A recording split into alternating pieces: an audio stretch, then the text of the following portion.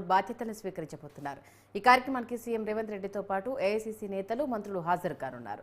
Gun park నుంచి గాంధీ భవన్ వరకు భారీ ర్యాలీ నిర్వహించబోతున్నారు. ర్యాలీ వల్ల ఎలాంటి ఇబ్బందులు తలెత్తకుండా పోలీసులు భారీ బందోబస్తును ఏర్పాటు చేయబోతున్నారు.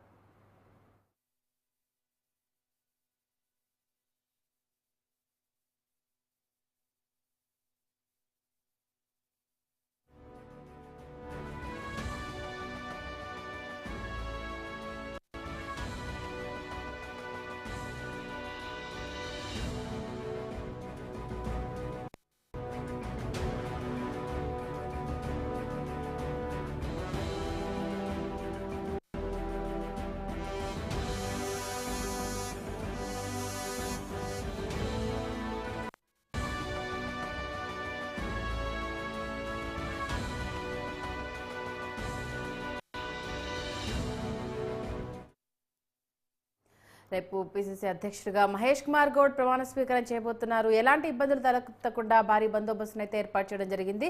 సీఎం రేవంత్ రెడ్డితో పాటు ప్రముఖులంతా హాజరు కాబోతున్నట్టుగా తెలుస్తుంది. ఇదే అంశానికి సంబంధించి పూర్తి డీటెయిల్స్ అందించడానికి మా కరెస్పాండెంట్ భవిత ఫోన్ లైన్ లో అందుబాటులో ఉన్నారు. భవిత,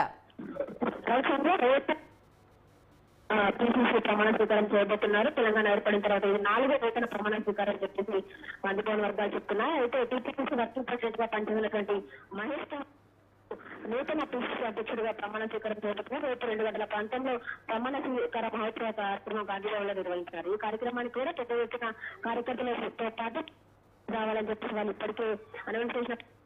దీంతో పాటు సీఎం రేవంత్ రెడ్డితో పాటు ఇతర మంత్రివర్గంతో ఎమ్మెల్యేలు కావచ్చు, ఎమ్మెల్సీలు కావచ్చు, ప్రతి ఒక్కరు కూడా హాజరవుతారని చెప్పేసి అర్థమవుతుంది. అయితే కూడా దానికి సంబంధించిన పూర్తి చేసిన సందర్భం అయితే కనపడుతుంది. అయితే రేపు పెద్ద ఎత్తున ఈ సభ, ఈ ప్రమాణ సభ కార్యక్రమం నిర్వహించిన నేపథ్యంలో ఈ గాంధీభవన్ పరిసర ప్రాంతాల్లో ఎలాంటి ఇబ్బంది అయితే ల్యాండ్ ఆర్డర్ సమస్య కావచ్చు, ఏదైనా కూడా తరగకుండా ఇప్పటికే పోలీస్ అధికారులు కావచ్చు, ఇతర ఉన్నతాధికారులందరూ కూడా తగిన చర్యలు తీసుకుంటున్న పరిస్థితి కనబడుతుంది. అయితే మొత్తానికి అయితే Mahesh Kumar Goud TPCC working president గా క్రియాశీలక పాత్ర పోషించారు.